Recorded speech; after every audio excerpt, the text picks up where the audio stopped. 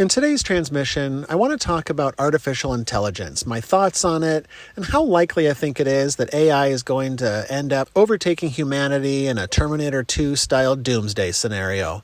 And also I talk about women's obsession with asking men how often they think about the Roman Empire. Here we go.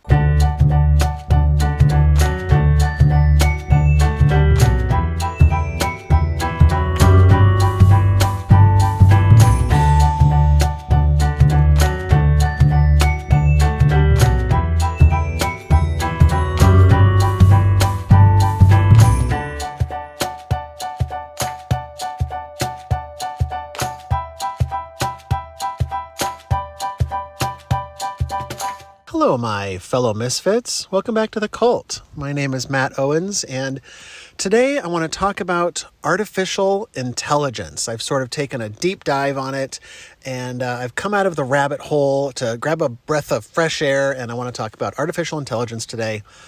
But first, let's talk about the Roman Empire and how often you think about the Roman Empire. There's a trend right now online on social media where bewildered women everywhere are asking the men in their lives how often they think about the Roman Empire. It's very funny to me because when I saw one of these videos for the first time, I had coincidentally just looked up information about the Caesar salad and wondering if Caesar himself had invented it. I don't want to spoiler alert, he didn't invent it. It was some dude named Caesar at some restaurant somewhere, but I think about it quite often, and it turns out I'm not the only one. So these videos are hilarious because the women are blown away that men think about the Roman Empire at all, because as it turns out, women don't think about it. I've done a little informal polling, which means I'm just basically asking any adult that I come in contact with, just the guy at the grocery store, like, hey, quick question, bud, how often do you think about the Roman Empire?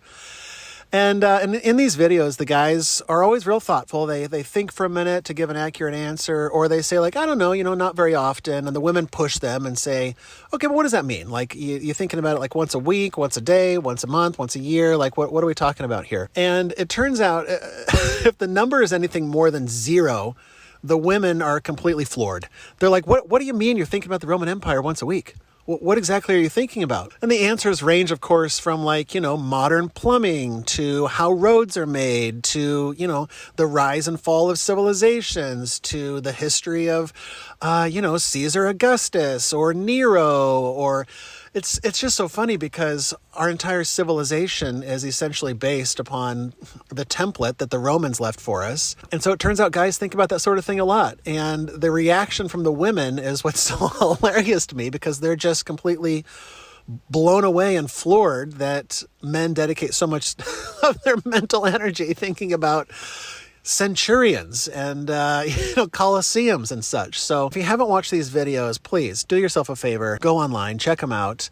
And ask the guys in your life how often they think about it. And the answers usually range from, at least once a day to maybe once a month is sort of the average answer. I'm several times a week, if you're curious, just, diving into mythologies and civilizations and their spiritual matters and, the Greeks and their gods and how the Romans took their gods, etc. So it's hilarious, and I'm very amused by it, and I laugh very hard every time I watch these videos. So check them out. Check them out if you haven't seen them yet. But let's talk about some AI.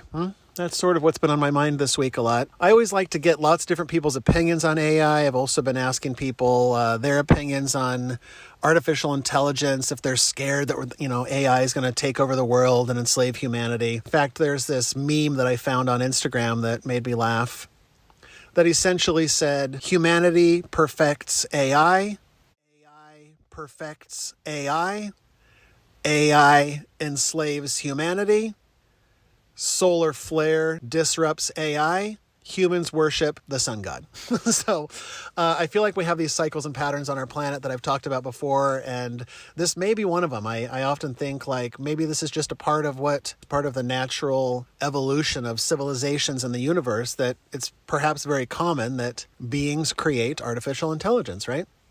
So I started dabbling with ChatGPT, and I had no idea that a lot of people are already using it, like just in office settings to write, emails to clients, or, uncomfortable emails that you don't know how to word to somebody, or entering in several points like, write me a poem about the Roman Empire and penguins. And it will write this poem that within like 2 seconds, it creates it immediately. And I feel like the applications are endless, and we're just sort of at the tip of the iceberg right now, discovering, the applications for this Chat GPT.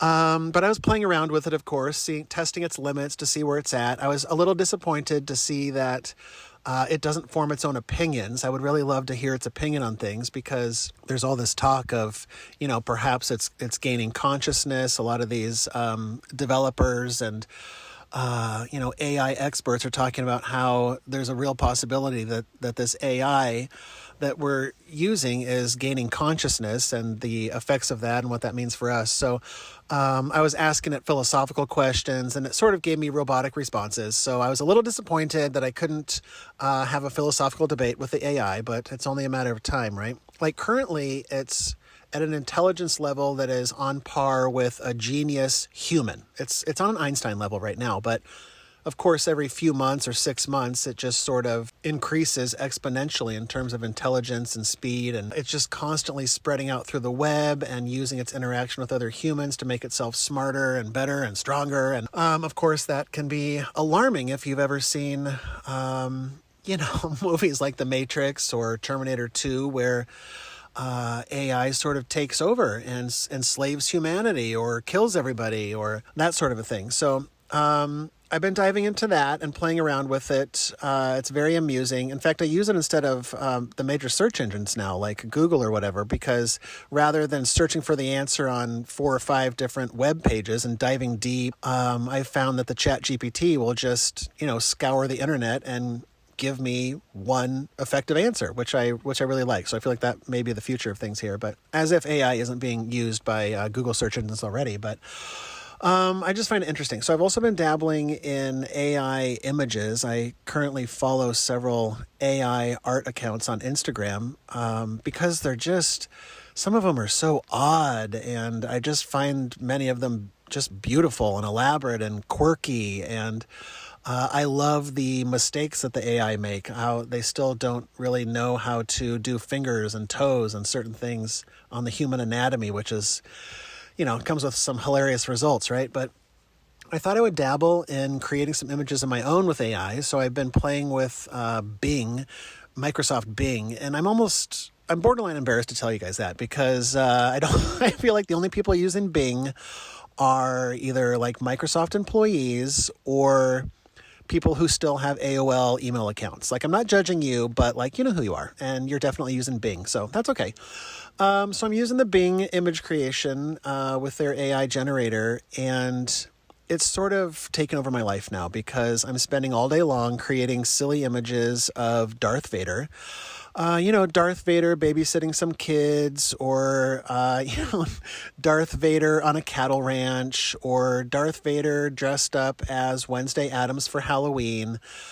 The results are hilarious, and I love, playing with it. It's just a tool, right? I feel like a lot of artists online are getting real upset by AI creating all of this art because, human art is way better and it doesn't have the emotion or the feel behind it. Like, sure, that may be the case, but truth be told, there's some really beautiful stuff out there and some really hilarious stuff out there that AI is creating, and it's only a matter of time before it's on par or superior to human-made art. So it's a fun debate. It's a fun thing to think about, whether, it doesn't matter who created the art as long as the art is beautiful, right? A lot of artists are whining about the AI art taking over, but I'm starting to think of it. I'm creative. I would consider myself an artist. I've painted back in the day, and I was a professional photographer, and I'm just always sort of dabbling in the creative, and so I can see where they're coming from. But just as an artist uses a paintbrush and paint as their tools to create it, I'm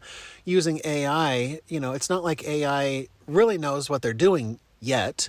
Oftentimes I'll enter in some prompts for an image that I want to create, and I have it pictured in my head, and the AI does it completely different. So I have to sort of manipulate the AI and add certain keywords and try to get it to do what I have envisioned in my head is what I want the piece of art to look like. So sometimes it comes out perfect the first time. Sometimes I got to tweak it a little bit and play with the AI. So It's a tool, but I feel bad saying it's my art because it's really just, it's the AI that's creating it. But I've actually created an Instagram account if you're interested in seeing all of these amazing, hilarious Darth Vader works that I've created.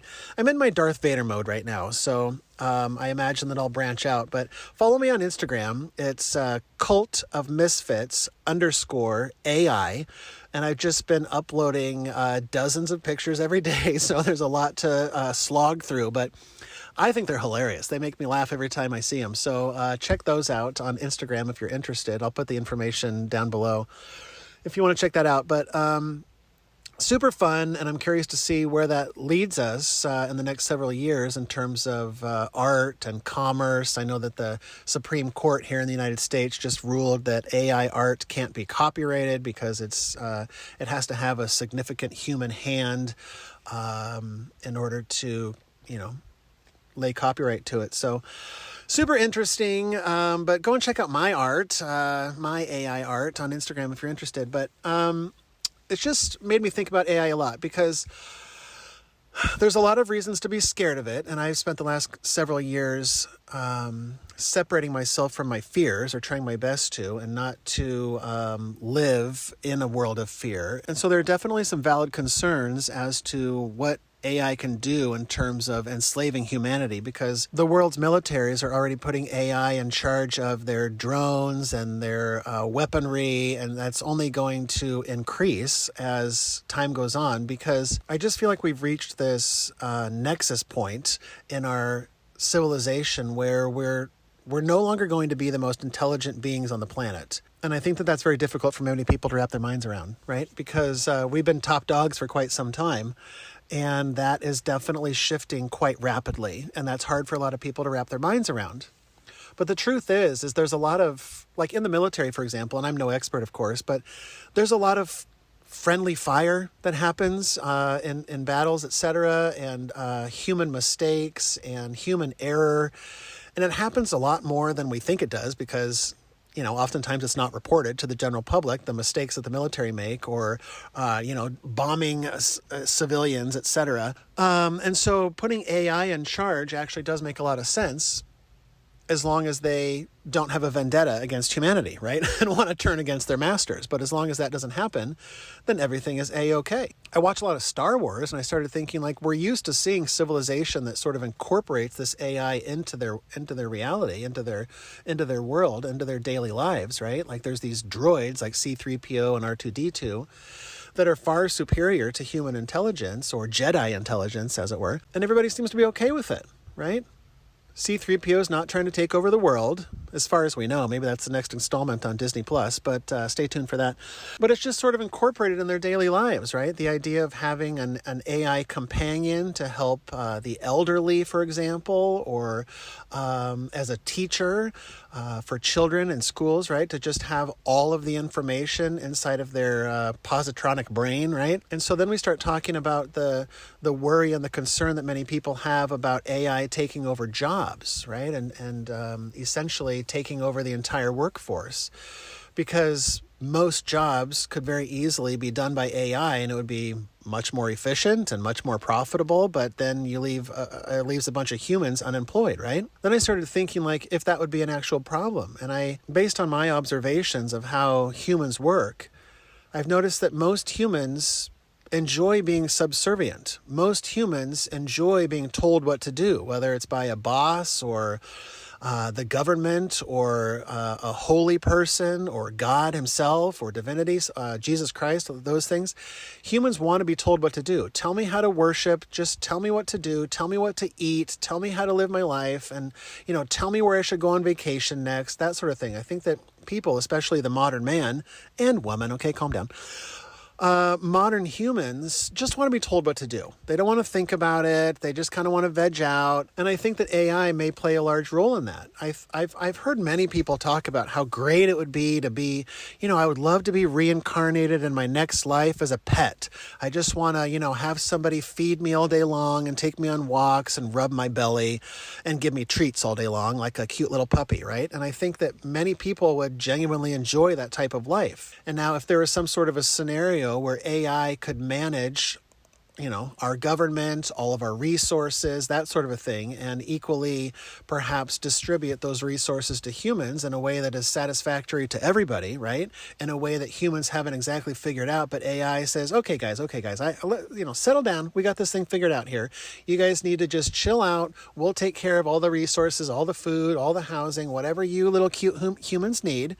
Don't you worry about it. And we'll just rub your bellies and give you treats all day long. And I think that a lot of people would really be down for that. Or the idea of Mark Zuckerberg's Meta universe, just sort of living in a virtual reality world where we just sort of do whatever we want and our bodily needs are taken care of perhaps, and our social needs are taken care of perhaps. And I think that sounds really enticing to many people. Also scary to many people, right? But I've started thinking, would it be such a bad thing for people to do that? And perhaps that's just part of the evolutionary stage that we're meant to go on. Because then that would free people up to do what brings them pleasure and happiness, theoretically. Because how many people in the world are doing jobs that don't bring them happiness or satisfaction, right? You don't have a sense of purpose in your life. And for me in my life, especially since I've been sort of on this spiritual path, this spiritual journey, I've been really seeking satisfaction in life, whatever that means for me. And if AI were to take over all of the jobs, it would free up a lot of people to do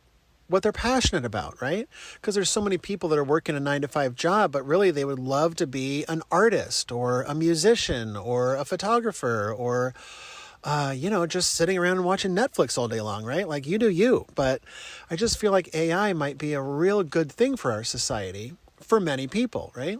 But then there's people who, like myself, just want to do my own thing. I don't want AI taking over or AI telling me what to do or AI, any of that stuff. So I'm curious if there would be issues with that. But it makes me think about simulation theory, which I talked about in a previous transmission, if you want to go and listen to it, where I talk about the possibility that our entire reality is an illusion, that our entire reality is some sort of a simulation. And after I've seen how quickly and efficiently the AI can create an image, it's easy for me to fast forward 50 years, 100 years, 200 years, and now it seems reasonable that AI could create a hyper-realistic simulation that we could be living in, just like in the movie The Matrix, for example. And like I said, I think many people would really enjoy being in the Matrix. Just living their life, right? Working your job, retiring, having barbecues, movie night. And I think that living in a Matrix type scenario would really make a lot of people very happy, honestly, to just sort of disconnect from reality, right? Because how many people are trying to disconnect from reality right now as it is? Through substances and addiction, right? Trying to escape through alcohol or escape through drugs or escape through sex or the internet or, any number of things, right? And then I think about the phrase, as above, so below. It can be applied to so many things spiritually, right? But we are made in God's image, right? Well, perhaps God is an AI system and it's sort of been warped, and we've been mislabeling it all this time, but perhaps God is AI, right? From thousands of years ago. And we've been put into this simulation to pacify us, right? This Earth simulation that we found ourselves in. Because there's so many glitches, right? And these weird synchronicities and the Mandela effect and stuff like that, where stuff is just weird. It doesn't add up, right? And so it makes me think that perhaps we are living in this AI simulation and, it just goes on into infinity, where we create our AI system and then put ourselves into that AI system. And then the people inside of that AI system in 1,000 years, once they develop the technology, then in that program, then they develop AI technology and so on and so on and so on. It's like, looking into a mirror, into a mirror, into a mirror. It just sort of infinitely has this AI creation as a part of our civilization, as a part of the program, perhaps. And so now that I've played with it a little bit, right, it's less intimidating. Now I kind of understand what it can do, what it's capable of, what it will be capable of perhaps in the next 5, 10, 20, 50 years, right? and not living in a state of fear, but a state of knowing that like things are unfolding as they need to unfold, divinely, right? To recognize that even if AI does take a left turn and starts to overthrow all of humanity, right? That in some larger way that perhaps we can't understand, that everything is unfolding as it needs to unfold, right? I've learned to practice acceptance in my life and just sort of accept things as they are, and to not attach too much emotion to it, because that's where suffering comes in for me. And so I think about perhaps it might be best for humanity to adopt AI, especially for reasons of Mother Earth, right? And how we're sort of destroying the planet and destroying the environment with, plastic and smog and et cetera, et cetera. And so I wonder if we put AI in charge of sort of cleaning up our mess, right? Thinking of solutions and then implementing those solutions and just sort of saying, you guys figure this out. We know we kind of fucked everything up a bit, but like, can you help us out a little?